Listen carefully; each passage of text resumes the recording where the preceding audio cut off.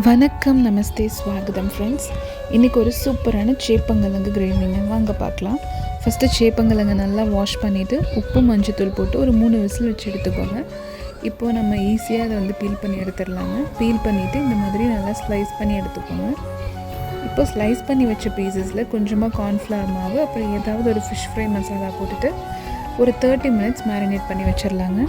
இப்போ ஒரு கடாயில் எண்ணெய் போட்டுட்டு கரம் மசாலா ஆட் பண்ணிவிட்டு பொடியாக கட் பண்ணி வச்சு 4 வெங்காயம், நல்லா வெங்காயம் பொன்னிறமாகிற வரைக்கும் நல்லா வறுத்துக்கோங்க. இப்போ 2 பச்சை மிளகா, கொஞ்சம் இஞ்சி பூண்டை இடித்து சேர்த்துக்கோங்க. இப்போ ஒரு 4 தக்காளியை பொடி பொடியாக கட் பண்ணி நல்லா சேர்த்துட்டு மஞ்சத்தூள், மிளகாத்தூள், கொத்தமல்லி தூள், கொஞ்சமாக கரம் மசாலா ஆட் பண்ணி நல்லா மிக்ஸ் பண்ணி விட்டுக்கோங்க. இப்போ 1.5 ஸ்பூன் தயிர் ஆட் பண்ணிவிட்டு உடனே நல்லா மிக்ஸ் பண்ணி விட்டுக்கோங்க. கொஞ்சமாக இப்போ தண்ணி ஆட் பண்ணிக்கலாங்க.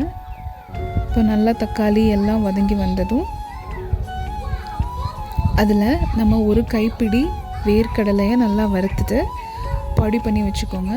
அதை நல்லா வதங்கி வந்த தக்காளிக்குள்ளே ஆட் பண்ணிவிட்டு பச்சை வாசனையெல்லாம் நல்லா போகிற வரைக்கும் நல்லா மிக்ஸ் பண்ணி விட்டுக்கலாங்க.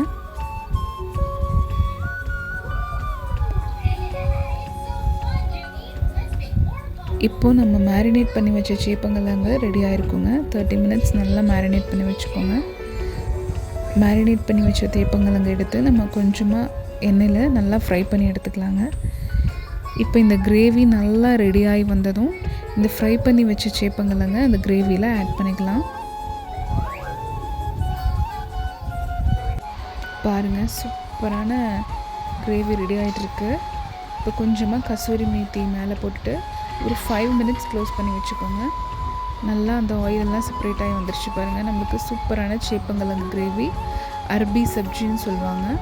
ரொம்பவே டேஸ்டியாக இருக்குங்க. கண்டிப்பாக ட்ரை பண்ணி பாருங்கள்.